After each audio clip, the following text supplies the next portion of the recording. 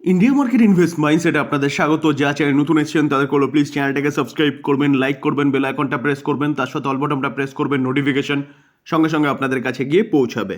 Nifty 50, দেখুন Nifty 50কে দেখলে দেখা যাবে নিফটি আজকের দিনে 1% এখনও পর্যন্ত 1%-এর ওপরে একটা ভালো আপসাইড মুভমেন্ট দেখাচ্ছে, যেখানে আর্লি মর্নিংয়ে দেখলে দেখা যাবে নিফটি কিন্তু গ্যাপ ডাউন ওপেনিং হয়েছিল, অর্থাৎ নেগেটিভ ওপেন হয়েছিল। তো নেগেটিভ ওপেন হওয়ার পিছনে কারণ কী ছিল?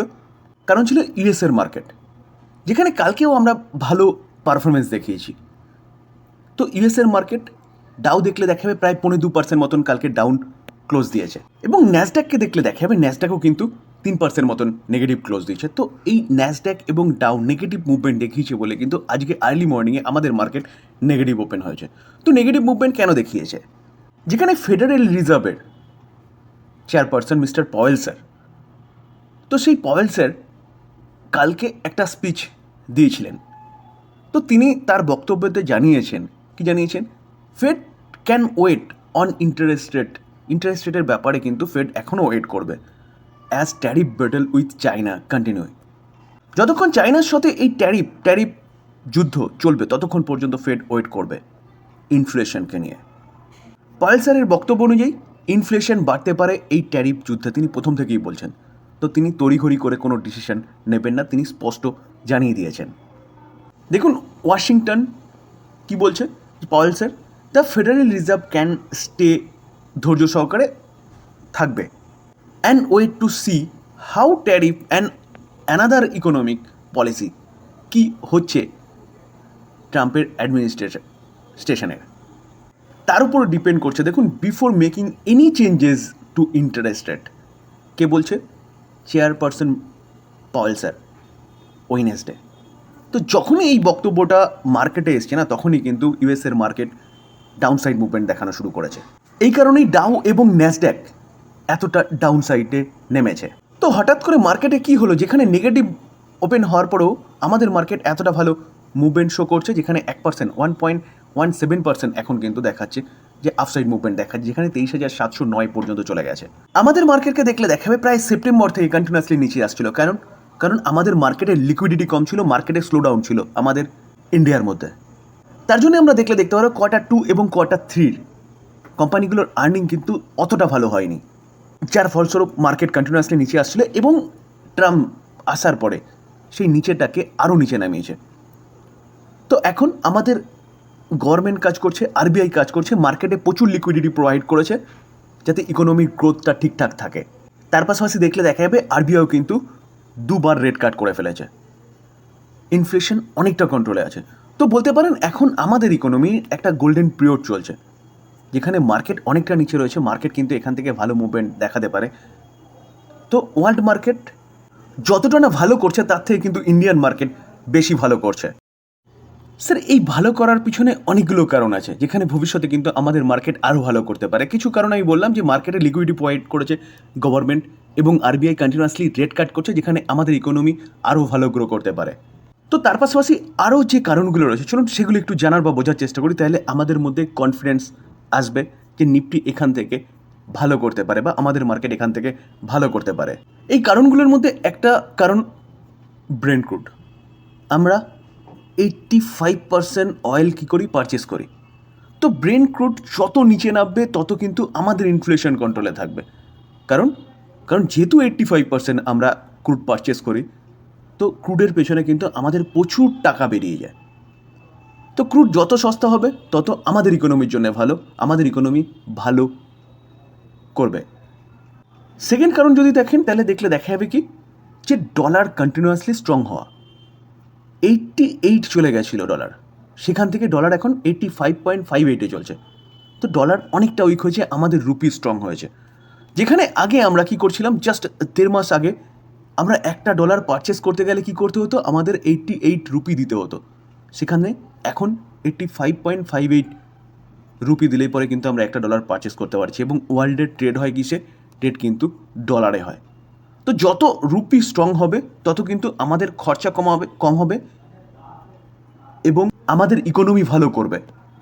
আর দুদিক দিয়ে প্রফিট কেন? কারণ ব্রেন্ট ক্রুড নিচে নামছে এবং রুপি স্ট্রং হচ্ছে। তো সেই জায়গায় দাঁড়িয়ে স্যার দুদিকেই কিন্তু আমাদের প্রফিট, কারণ ব্রেন্ট ক্রুড আমরা 85% পারচেস করি এবং তার পাশাপাশি রুপি যেহেতু স্ট্রং হচ্ছে তো আমাদের টাকা কিন্তু কম খরচা হচ্ছে, ইকোনমি ভালো করছে এবং তার পাশাপাশি ডলার উইক হচ্ছে, রুপি স্ট্রং হচ্ছে।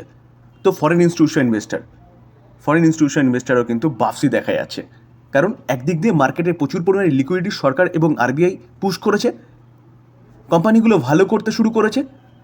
তার পাশাপাশি বলতে পারেন এই যে ডলার উইক হয় এবং রুপি স্ট্রং হয়, সেটাও কিন্তু ফরেন ইনস্টিটিউশন ইনভেস্টারদের আকর্ষণ করছে। এবং ট্রেড ওয়ার যে চলছে দুটো বড় ইকোনমির মধ্যে, ফার্স্ট এবং সেকেন্ড, অর্থাৎ চায়না এবং ইউএস, তো এই দুই দেশের মধ্যে যেহেতু ট্রেড ওয়ার চলছে, তো সেই জায়গায় দাঁড়িয়ে স্যার আমাদের ইন্ডিয়ার প্রচুর লাভ। তো এই জায়গায় দাঁড়িয়ে কিন্তু কি দেখা যাচ্ছে যে এফআইআই এ বাপসি ঘটছে। তো আমরা 16 তারিখ এবং 15 তারিখে ডেটা দেখলে দেখা যাবে এফআইআইরা কিন্তু যথেষ্ট পরিমাণে বাই করেছে 3,936 কারোর 16 তারিখে, এবং 15 তারিখে দেখলে দেখা যাবে 6,065 কারোর। তো ডোনাল্ড ট্রাম্পের ওদিক থেকে বা ইউএস থেকে যদি কোনো খারাপ সংকেত আর না আসে ট্যারিফকে নিয়ে, তাহলে কিন্তু এফআইআইদের বাপসি খুব ভালো মতন ঘটবে। আজকের দিনে নিফটির এরকম বাউন্স ব্যাক করার পিছনে আরেকটা কারণ যদি বলেন, তাহলে কারণ হচ্ছে ইউরোপ ইউনিয়নের ইন্টারেস্ট রেটের ডিসিশন, যেখানে আমরা দেখতে পারবো যে আজকের দিনে অর্থাৎ 17 তারিখ এপ্রিল মাসের তারা তাদের ইন্টারেস্ট রেট কী করবে সেটা জানাতে চলেছে, যেখানে ফোরকাস্ট করা হয়েছে 2.40। তো ইন্টারেস্ট রেট অ্যাকচুয়াল কী আসবে সেটা কিন্তু আজকের দিনে আমরা জানতে পারবো ইভিনিংয়ে। তো জানতে পারবো, এখনও জানিনি, তাহলে মার্কেটের কী লাভ হলো বা মার্কেট কেন দৌড়চ্ছে। দেখুন এই আর্টিকেল দেখলে দেখা যাবে যে tariff clear the way for Europe union কী করছে, Europe central bank interest rate কাটের কথা বলছে। এটা কিন্তু বিভিন্ন মহল থেকে উঠে আসছে, তো বিভিন্ন ব্রোকিং হাউসের থেকে উঠে আসছে বা বিভিন্ন নিউজ চ্যানেল থেকে পাওয়া যাচ্ছে। এখনও ফাইনাল নিউজ পাওয়া যায়নি, ফাইনাল নিউজ ইভিনিংয়ের দিকে পাবো। তো মার্কেট ধরে নিয়েছে যে ইউরোপের সেন্ট্রাল ব্যাঙ্ক আবারও রেট কাট করবে, যেখানে এই আর্টিকেল দেখলেও দেখা যাবে ইসিবি ফোকাস করছে রেট কাটের মানে এগেইন দিস উইক।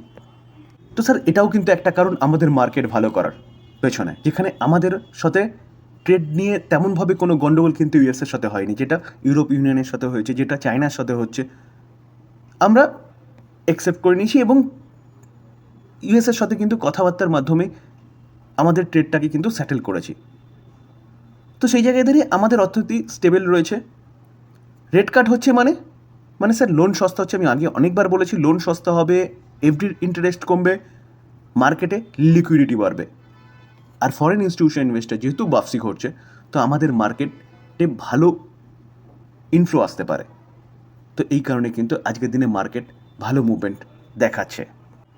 দেখুন US vice president JD veins to visit India, meeting করবে কার সাথে? আমাদের প্রাইম মিনিস্টার নরেন্দ্র মোদীর সাথে। তিনি 18 এপ্রিল থেকে 24 এপ্রিল পর্যন্ত থাকবে তার ফ্যামিলিকে নিয়ে, তিনি অফিসিয়ালি কিন্তু ওয়েডনেসডেতে জানিয়েছেন। যেখানে ইকোনমিকে কী করে আরও ফাস্ট গ্রো করা যায় সেটা নিয়ে কিন্তু আমাদের প্রাইম মিনিস্টারের সাথে কথা হবে, ডিসকাস হবে ইকোনমিকে নিয়ে, জিও পলিটিক্যালি পরিস্থিতিকে নিয়ে এবং ট্যারিফকে নিয়ে। যেটা স্যার একটু আগে বলছিলাম, ওয়ার্ল্ডের ফার্স্ট এবং সেকেন্ড লার্জেস্ট ইকোনমি ট্যারিফ যুদ্ধ খেলছে। তো মাঝখান দিয়ে আমরাও কিন্তু একটা ম্যানুফ্যাকচারিং হাবে পরিণত হচ্ছি আস্তে আস্তে। তো এই জায়গায় দাঁড়িয়ে যে ইউএসএর যে ভাইস প্রেসিডেন্ট আসছে আমাদের দেশে, আমাদের বিভিন্ন রকম ইকোনমিক কথাবার্তা ট্যারিফ নিয়ে আলোচনা হবে। তো এখান থেকে কিন্তু আমাদের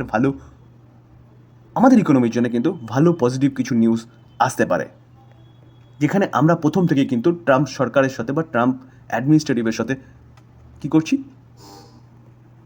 একসাথে কাজ করার চেষ্টা করছি।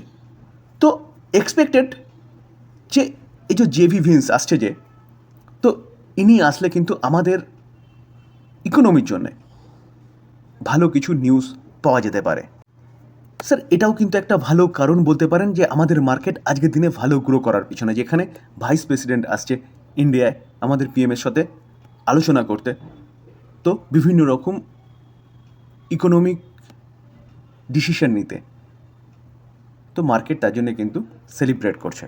তো অবশেষে দেখলে দেখা যাবে আমাদের মার্কেট কিন্তু আজকের দিনে পিকে চলছে এবং অ্যাপ্রক্সিমেট প্রায় 1.5% কাছাকাছি একটা ভালো মুভমেন্ট শো করছে। তো স্যার আমি সবসময় আপনাদের বলতাম, যখন মার্কেট পড়ছিল তখনও বলতাম যে মার্কেট এখানেই শেষ নয়, মার্কেট এখান থেকে আস্তে আস্তে আবারও 26,000 যাবে, 30,000, 50,000, 1 লাখ পর্যন্ত যাবে, শুধু সময়ের অপেক্ষায়। তাই বলে এটা বলছি না যে এটা কালকেই হবে বা পরশু হয় বা 1 বছরের মধ্যে হবে, তবে যাবে। তো গেলে পরে কিন্তু আমাদের ইকোনমি গ্রো করবে, আর আমাদের ইকোনমি গ্রো করবে মানে শেয়ার মার্কেটে যদি লং টার্মের জন্য ইনভেস্টমেন্ট করেন, লং টার্মে কিন্তু ভালো ক্যাপিটাল গেন বা ওয়েলথ ক্রিয়েট করতে পারবেন। কিন্তু লং টার্ম মিন্স আমি মনে করি মিনিমাম 5 বছর।